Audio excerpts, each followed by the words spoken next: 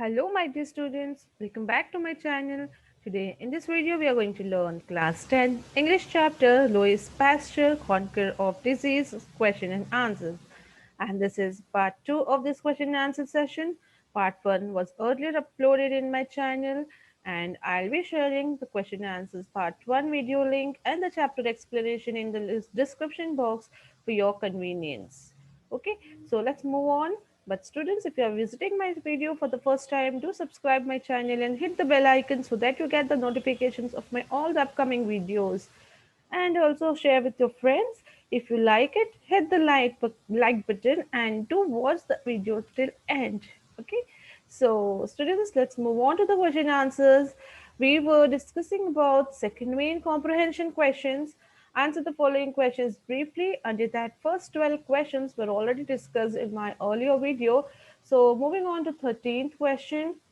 On what study did Pasteur spend all his time and energy for 3 years? So we have to mention in the answer like where was 3 years of energy spent by Pasteur? So answer is for 3 years, Pasteur spent all his time and energy in tracking down the causes of a disease which had ruined the silkworm industry. So yes, students, when we read the chapter, we come to know that Pasteur was very kind-hearted person. He just wanted to solve the problems which were brought in front of him. And when he was staying there in the society, the silkworm industry workers were and the wine industry workers were too much worried about the causes of the disease which were ruining their all the products. So he has spent Pastor has spent all his time and energy, completely his 3 years in tracking down and exactly finding the causes of a disease that had been ruining the silkworm industry. So in these two lines you can write the answer. Moving on to the next question. How is vaccination different from inoculation? So you have to write the differentiation between both. So answer, introducing live organisms into the body to generate immunity is vaccination. It's for viral diseases like smallpox, rubella, chickenpox, measles, and tuberculosis. Whereas the introduction of weak or dead organisms into the body to produce immunity is called inoculation. It's for bacterial diseases like typhoid, diphtheria, and cholera. Okay, so students, here there is no much difference, but vaccination is nothing but introducing live organisms into the body to generate immunity in your body against the viral diseases like smallpox, rubella, and chickenpox, whereas inoculation is immuning or inserting the weak or dead organisms into your body to produce immunity. There, you are giving live organisms into the body.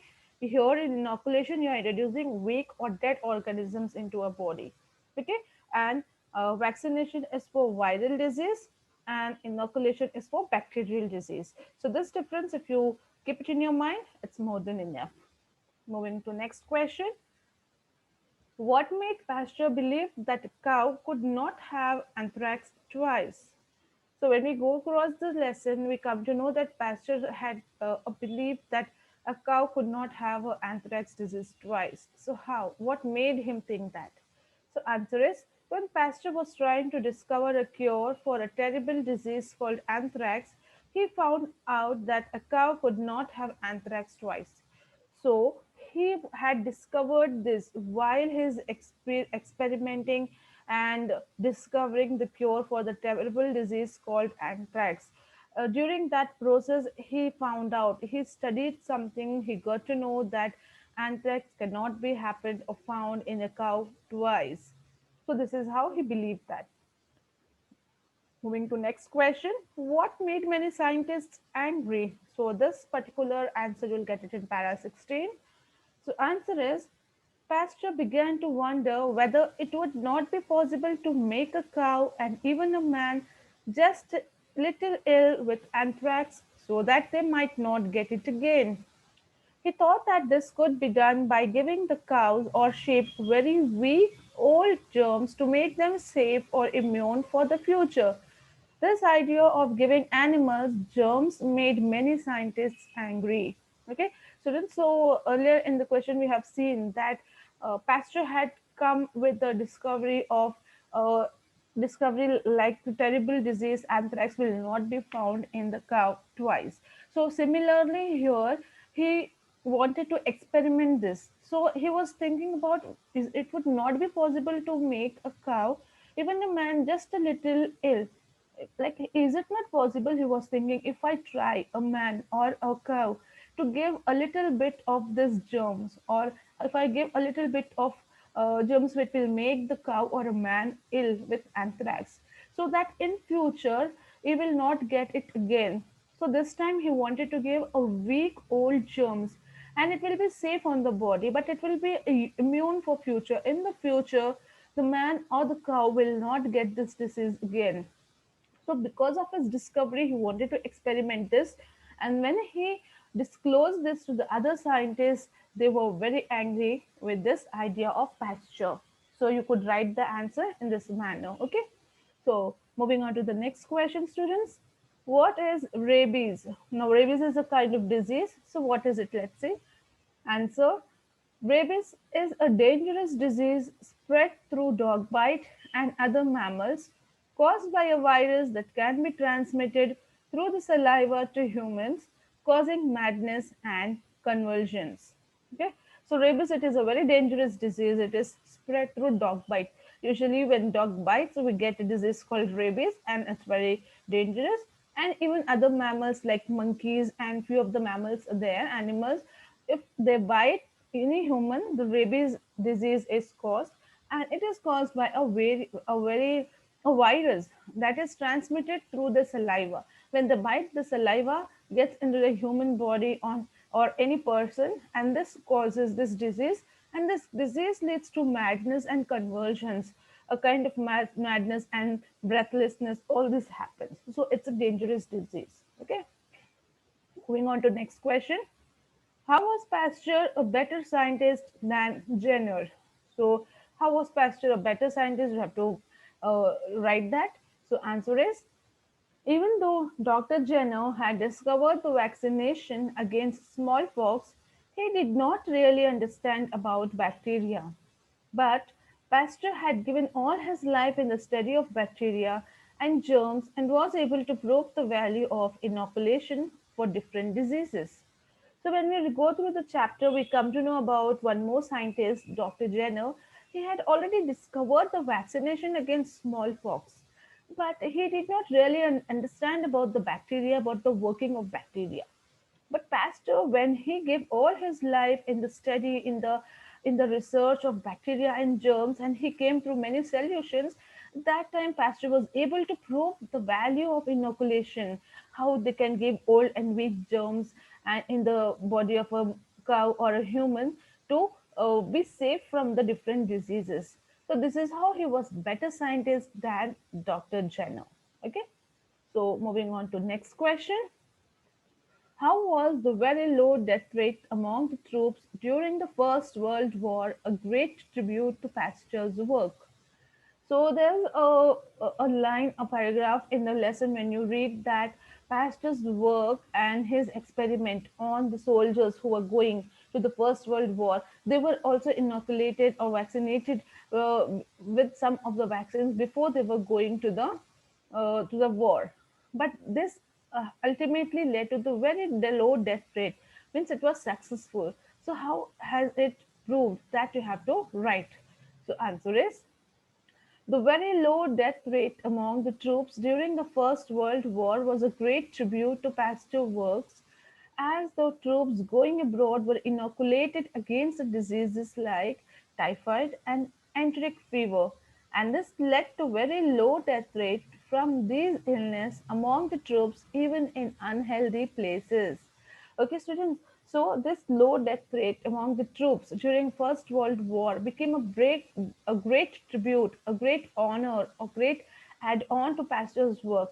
Why? Because these troops who went abroad, they were inoculated beforehand when they were going for war, and they were inoculated against the diseases like typhoid and enteric fever. So with this inoculation, they led a very good life, and the low death rate was very low in the troop, even though when they were living in very unhealthy and unhygienic places. Because they were inoculated, it did not affect them. Only very low death rate was found. Few of them who could not survive were were dead, or others. Everyone were very nicely. They were going ahead in the war, and even in unhealthy places, this they did not have this kind of disease because they were already inoculated. Okay, so moving on to next question. At the opening ceremony of Pasteur Institute in Paris, Pasteur talked about two opposing laws. So there was a opening ceremony in Pasteur Institute in Paris. So there were two opposing laws. So what were those? See, which are those two laws? You have to mention in the question A, which were those two opposing laws. So the answer is, the two laws are, the one was the law of blood and death, starting each day with new methods of destruction, forcing nations to be ready for the war. The other was the law of peace, work, and health. Its only aim was to save human from all the problems around him. The first is a violent conquest, and the other is the relief to humankind. Okay, so students, when we come across the lesson, when we go through the lesson, we come across this paragraph that there were two laws mentioned during his opening ceremony speech. There are two laws. The laws, one is of law of blood and death, where you have fight, war, destruction. Every day, everyone is ready to fight. And whereas the opposite law was the law of peace, work, and health, where people aim only to help the human, to save the human from all the problems around them. So the first one was a violent one, and the second one was the relief to humankind. Thus, it becomes contrary to opposite laws. Okay. So moving on to second sub question, which one did he favor? Means which one did Pasteur favor? Okay. Answer is, Pasteur favored the second law, the law of peace, work, and health, because he was sure that the science follows the law of humanity and will always work for the betterment of humankind. Okay, so Pasteur was in the favor of second law, that is relief to humankind, the law which has peace, work, and health, who serve the humanity, who work for the purpose of human, and he was sure that science follows the law of humanity. It never goes against humanity. Like it never, science never think of hurting any human or killing or destroying humans or humanity. So he says that science is always working for the betterment of humankind. I mean, and even he had this thought. Even he worked for the purpose of providing service to human and the people of his society, not to gain name and fame and awards. So this is how he favored the second one. Okay. So moving on to next question. What was his message to young students on the occasion on his 70th birthday celebration? So there was a message given to young students on 70th birthday celebration of Pasteur. So what was that message? Answer. His message to young students on the occasion of his 70th birthday celebration was, first ask yourselves, what have I done for my education? Then, as you advance in life, what have I done for my country? So that someday that supreme happiness may come to you, the consciousness of having contributed in some measure to the progress and welfare of humanity. Okay, so this was the message given to young students, that you have to ask yourself first, that what have I done for my education? Have I got proper education? Have I been educated properly? Then, as you advance, when you go ahead in life, you should think, what have I done for my country? Being a citizen of a country, have I done something for my country? So that someday that happiness will come to you, that consciousness, that feeling of the feeling of happiness will make you happy, that yes, you really have contributed something for the nation, for the development and the progress of and the welfare of humanity. So you have to think. When you think, then only you will be motivated to do such kind of work. Okay, so this was the message that Pastor wanted to give, as he had totally sacrificed his life in researching and providing help to the humanity, to the service, to the society, to the people of the society. Thus, he gave the same message to the young students. Okay, next. What is the supreme happiness he talks about? So, what is that supreme happiness for him? Answer: the supreme happiness he talks about is the result of consciousness of having contributed in some measure to the progress and welfare of humanity. So Pastor says that the supreme happiness, the ultimate, the topmost happiness is the result of consciousness. When you are aware, when you feel that, yes, I have contributed something in the progress of the country, for the development and the welfare of humanity, you feel a kind of happiness which you cannot describe. So that is known as supreme happiness. That is what he's talking about, supreme happiness. Okay. So moving on to next question, students. Here are Louis Pasteur's thoughts at various points in the lesson. Read the paragraphs mentioned against each and explain how he came to each conclusion. Okay, so here we are having some points from the lesson. We have to read that. The paragraph is also mentioned, and you have to explain like how did Pasteur come to this explanation, this conclusion, and he has given this statement.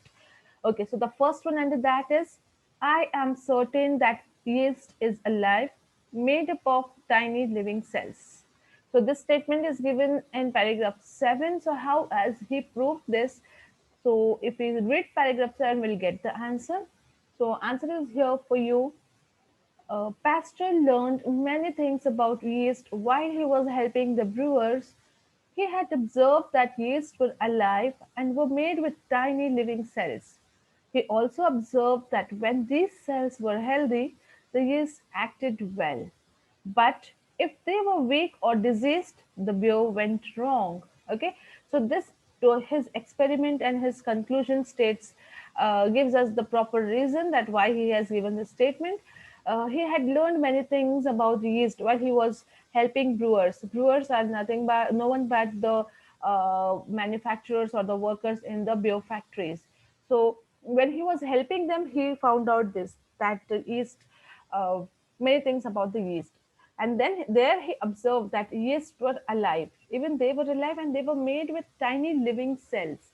And he also observed that if these cells were healthy, if they were very good, the yeast acted well and the beer was good, in of good quality. But if these yeast they were weak or diseased, if they went diseased, if they had disease or they went weak, the whole of the beer went wrong. It would have spoiled. It gets spoiled. And this is how it was working there. So this was the particular thing about yeast which he had observed while helping the brewers. Thus he has given this statement. Okay. Moving on to the next sub question. Germs are carried in the air and may infect other things that come in contact with them. So this statement is there, and this information, this reason we can get it from para number 8 and 9. So answer is here for you all. While in Paris, Pasteur was thinking about decay and yeast and germs. He believed that the germs were carried in the air and infected other things that came in contact with them. He also proved this with the soup bottles experiment that had a big bend in the middle.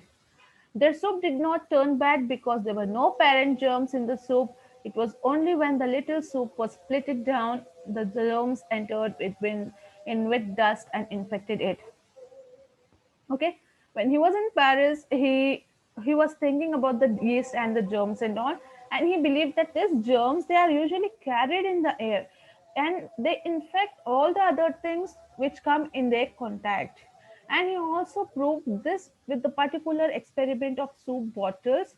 And in this bottles he had a bend in the middle, and the soup turned bad because there was no parent germs in the soup. Like there were no parent germs, means the germs which give or produce other germs. It was only when the little soup was split it down, were leaked out, and the germs entered in with the dust. When the air went inside, when the bottle was opened, and when it entered, at that time the soup of the bottle got infected. So thus he proves this statement. Okay. Moving to next sub question. Pure air is different from stale air. This is in para 10. We can get the reason for this statement. And the answer is Pastor filled some of the bottles with soup. He took some into a hotel bedroom where the air hardly changed, broke the neck of the bottle, so that the air could enter freely, and after some time sealed the bottleneck again. He also took some bottles into a field nearby and did the same, and then some of the bottles he took to the mountain and did the same thing and sealed it again. Later, when all these bottles were examined, the bottles opened in the hotel bedroom had turned completely moldy. The bottles opened in the field was not so bad, whereas the bottle opened in the mountain had no germs in them at all. Thus, Pasteur proved pure air is different from stale air. Okay, students, so this is what the answer in paragraph 10 we can give. Just now we have seen about the experiment in which he had done with the bottle soup. So this is what the experiment, this is how he had done, and he proved that pure air is different from stale air, means polluted air, spoiled air. Okay, so what did he do? He took three bottles with the soap and he kept it in three different places. First one he kept it in a hotel room where there was no ventilation, where there was no air. Air could not change of very often, and he broke open the neck of the bottle for some time and again he closed it so that when he opened the bottle neck, some of the germs entered it, and again he sealed it. Again he took some of the other bottles to the field which was nearby. Again he did the same thing, opened the bottle and closed it so that the germs could enter, the air could enter inside, and again he closed it. Again he took some bottles to the mountainous area, and there he did the same thing. At last, when he opened all these bottles and examined, he went thoroughly through it, he came to know that the bottles which were opened in the hotel room had completely turned moldy, means it had been spoiled because there were bad germs inside it. It was infected. And the bottles which were opened in the field were turned a little bit bad, but it was not so bad. Whereas the bottles which were opened in the mountain had no germs at all. Okay, so this proves that the pure air is different from stale air. See, if you go to mountainous area, you get pure air. The atmosphere is very pure. But if you are in a hotel room packed from all the sides, no ventilation, no air coming and going out, it becomes stale. It becomes polluted because very often CO2, that is carbon dioxide, is filled inside, right? So this is how he proved with this experiment. Moving on to the next last sub question. Pasteurization makes the germs harmless. This statement's reason we can get in para number 12. So pasteurization is the process where it is the name which is given against Louis Pasteur itself. So let's see what is this pasteurization. He proved that. Answer. Pasteur proved that by heating the wine, milk, or any other liquid to a temperature of 50 to 60 degrees centigrade kills the germs, making it harmless. Okay, this proves that pasteurization will make the germs harmless and your liquid or your wine or your milk will not spoil after that. Okay, so here he says that after boiling or taking the liquid to 50 to 60 degrees, it will kill the germs and it will become harmless, and then it will not spoil your particular liquid. And this is how your milk which are pasteurized are first brought into this degree, and then it is very carefully packed so that there are no germs entering inside and it is not spoiling. Okay, so with this question answers, we come to an end of this first main of the question answers, students. I hope this video was informative for you all. Thank you for watching my video. If you liked it, do hit the like button, and we'll be back soon with the rest of the question answers of this chapter. Thank you.